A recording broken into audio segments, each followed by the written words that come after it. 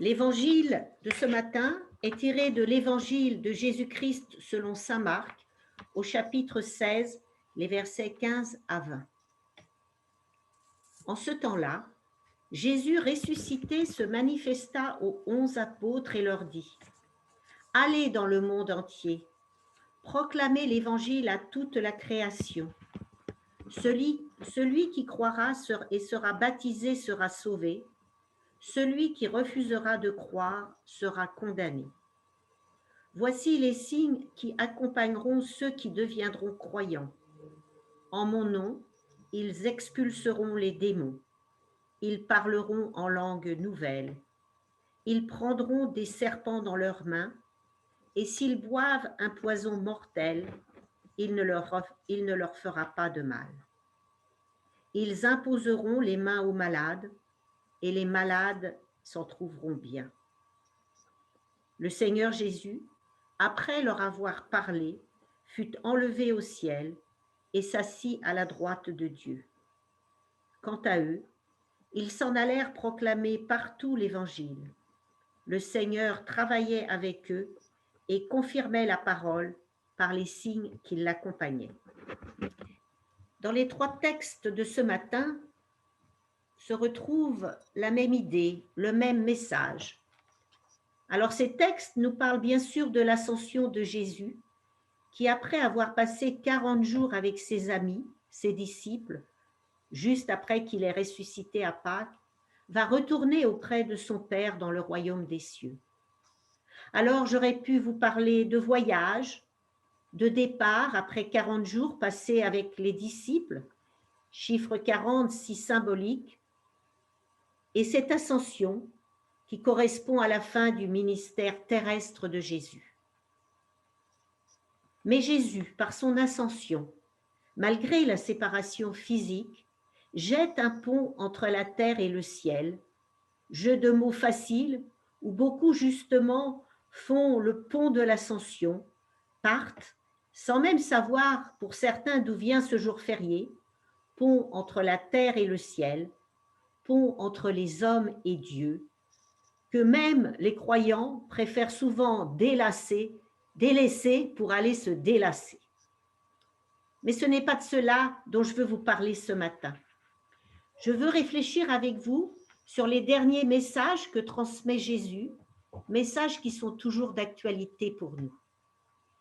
Et ces messages sont là pour transmettre une seule idée, un seul engagement auquel Jésus nous invite, ce que Jésus attend des chrétiens, l'engagement auquel il espère que nous allons répondre après son invitation, c'est-à-dire être des disciples de toute nature qui puissent former son Église, qui puissent former son corps. Voilà ce qu'il attend de nous aujourd'hui encore. Ce plan de Jésus, pour ceux qui le confessent comme Seigneur et Sauveur, peut paraître très simple.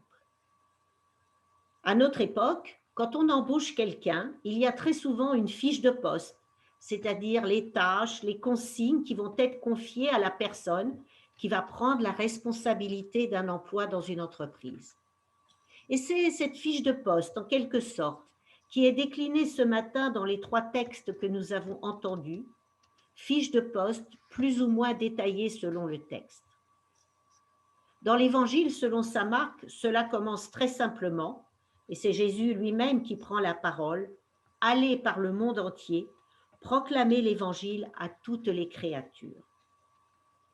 Par ces mots, Jésus veut leur léguer son ultime message, celui dont tous se souviendront, un héritage simple à comprendre et simple à respecter, en théorie, se rendre partout sur terre pour annoncer la bonne nouvelle, celle de la venue du Sauveur, du Messie, qui donne sa vie pour racheter nos fautes et qui proclame que l'amour de Dieu pour nous est le plus fort.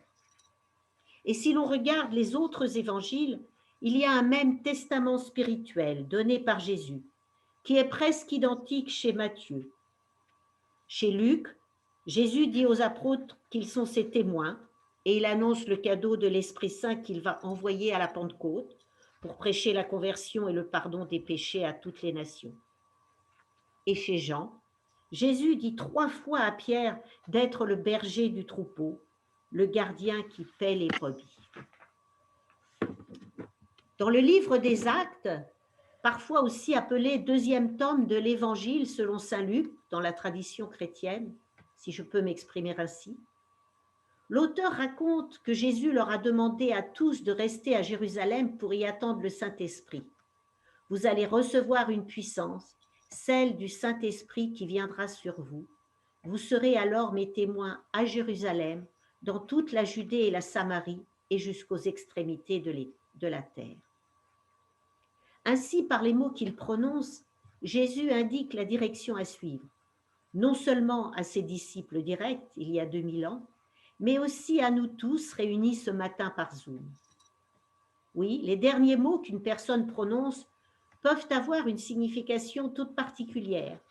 La personne veut être sûre que ces mots sont entendus, reçus, mémorisés, compris et bien sûr mis en application si possible, comme un testament à honorer. Alors essayons maintenant de revoir les différentes consignes ou les différentes tâches dans la fiche de poste que propose Jésus. Parcourir le monde entier et surtout proclamer l'Évangile à toutes les créatures ou à toute la création. Eh bien, il ne s'agit pas juste de voyager, mais bien d'être un envoyé de Jésus, un ou une missionnaire. Le message de l'amour de Dieu, celui du Christ mort et ressuscité pour le pardon des péchés, doit être annoncé à tous les hommes et à toutes les femmes, non seulement aux Juifs, au peuple élu, mais aussi aux païens, bref, à l'ensemble de l'humanité. Cela était vrai au temps de Jésus, et cela est vrai aujourd'hui, mais sans forcément aller très loin. Nous pouvons rester dans nos villes qui regroupent des hommes et des femmes de pays différents, d'horizons différents, de cultures différentes, des personnes qui n'ont pas forcément une religion ou une vie religieuse active. Il n'est pas forcément besoin d'être missionnaire aux extrémités de la terre pour faire connaître le message du Christ. Pourquoi ce message doit-il absolument être annoncé? Celui qui croira et sera baptisé sera sauvé, celui qui ne croira pas sera condamné. Cette affirmation dans l'Évangile est très forte et très brutale au premier abord. Il n'y a pas de demi-mesure, c'est blanc ou noir, on est d'un côté ou de l'autre, même si cela peut choquer certains. Mais Jésus ne dit pas à quoi celui qui n'est pas croyant et baptisé est condamné. Évidemment, nous avons tendance, nous, à penser enfer versus paradis, être séparé de Dieu versus être avec Dieu. Mais il peut y avoir d'autres condamnations.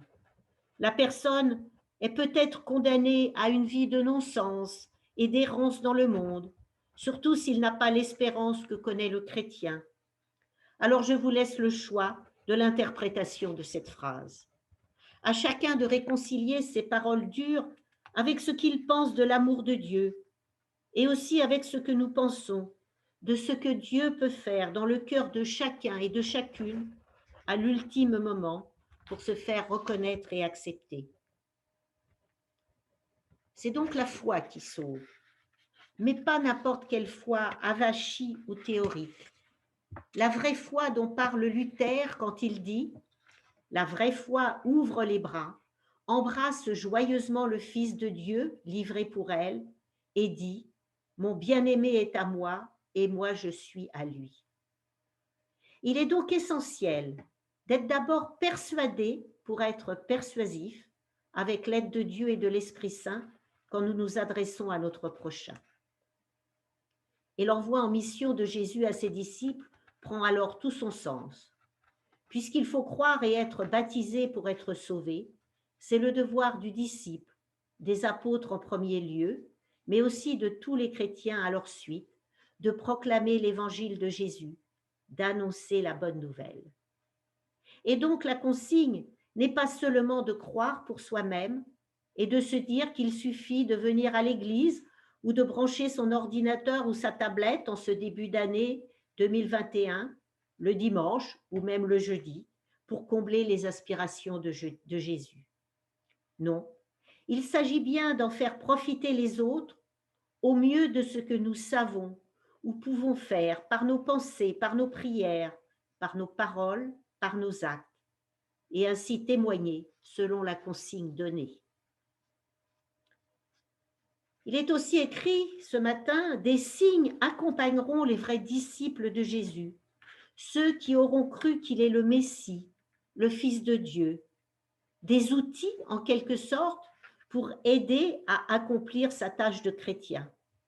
Et une liste très détaillée des fameux signes, ce que nous pouvons aussi peut-être appeler des miracles, est même donnée. Mais attention, les signes ne sont donnés qu'à ceux qui croient déjà et pas pour convaincre les incroyants. C'est pourquoi les pharisiens qui voulaient piéger Jésus et qui lui demandaient un signe, alors qu'ils ne croyaient pas en Jésus, Fils de Dieu, n'ont pas reçu le signe attendu. Et aussi, ces signes peuvent être pris au pied de la lettre ou bien au contraire compris comme des symboles. Certains signes sont bien connus, comme chasser les démons, et ce peuvent être les démons personnels dans nos vies ou les forces d'oppression dans le monde. Imposer les mains aux malades et les guérir, une main qui apaise une personne en souffrance ou recluse dans son infirmité ou sa maladie. Voilà un signe que chacun peut avoir. D'autres signes sont peut-être moins classiques. Le fait de parler des langues nouvelles nous renvoie à la Pentecôte avec la venue de l'Esprit Saint, mais cela nous renvoie aussi au fait que les disciples, pour proclamer l'évangile de Jésus, vont voyager et parler des langues nouvelles pour eux, en particulier les langues des peuples païens qu'ils vont rencontrer. Et cela nous renvoie aussi au fait que nous sommes des êtres de parole et qu'il nous faut parfois trouver des mots nouveaux pour communiquer avec les autres. L'exemple du serpent renvoie au diable qui parle à Ève, mais aussi au dernier chapitre du livre des Actes des Apôtres, après le naufrage de saint Paul à Malte, quand un serpent le mord sans qu'il ne ressente aucun mal. Maîtriser les serpents, c'est renoncer à vouloir avoir la connaissance comme Ève, accepter de ne pas être tout-puissant et se savoir aimer de Dieu, simplement comme nous sommes, avec nos défauts et nos qualités. Alors les signes dont parle Jésus existent-ils encore à notre époque? Avons-nous ces outils pour nous aider? Si on prend ces signes au premier degré, je suis à titre personnel un peu dubitative, je dois dire. Trop scientifique sans doute. Mais si on parle des signes plus simples que j'ai énoncés, ils sont bien là à travers les disciples, au cours des siècles, et sous des formes moins spectaculaires peut-être que la première idée que l'on peut s'en faire. Nous sont-ils confiés aujourd'hui? Je pense que oui, mais nous les reconnaissons peut-être moins bien, ou nous attendons effectivement des super pouvoirs. Mais les miracles sont souvent des petits miracles qui font avancer la gloire de Dieu pas à pas, comme le témoignage à une personne que l'on touche par un mot, par la compassion dans une caresse sur une personne emmurée dans sa douleur physique ou spirituelle, comme la prière qui soutient un malade qui se sait porté par ses frères et sœurs en Christ, et bien d'autres petits gestes de la vie quotidienne. D'ailleurs, dans la lettre aux Éphésiens, Paul insiste sur la diversité des consignes qui permettent à la fiche de poste du chrétien d'être honorée. C'est lui, c'est-à-dire Jésus, qui a donné certains comme apôtres, d'autres comme prophètes, d'autres encore comme évangélistes, d'autres enfin comme pasteurs et chargés de l'enseignement, afin de mettre les saints que nous sommes, en état d'accomplir le ministère pour bâtir le corps du Christ. Le simple fait de reconnaître en Jésus notre Sauveur, de l'annoncer à l'école du dimanche, au catéchisme, au cours du culte et autour de nous quand nous le pouvons, n'est-ce pas le vrai signe, le vrai miracle que nous lègue Jésus en ce jour de l'Ascension? Et je voudrais encore citer Luther qui a dit: le prédicateur est la cuillère et la main du Seigneur pour transmettre la parole du Christ. La prédication des apôtres est partie vers le monde entier, mais elle n'est pas encore arrivée dans le monde entier. Elle s'est élancée, elle a pris le départ, mais elle n'est ni achevée, ni arrivée à son terme. Elle progresse et progressera toujours jusqu'à la fin du monde, jusqu'au retour de Jésus. À ce moment-là, nous serons parvenus tous ensemble à l'unité dans la foi et la connaissance du Fils de Dieu, à l'état d'adulte, à la taille du Christ dans sa plénitude, dit Paul aux Éphésiens. Dans le livre des Actes que nous avons lu ce matin, il faut que 2 anges en vêtements blancs secouent les apôtres pour leur dire justement de se secouer, de ne pas seulement regarder le ciel et d'aller de l'avant. Eh bien oui, c'est peut-être cela mon dernier message. Il faut se secouer et y aller, même si cela demande un effort.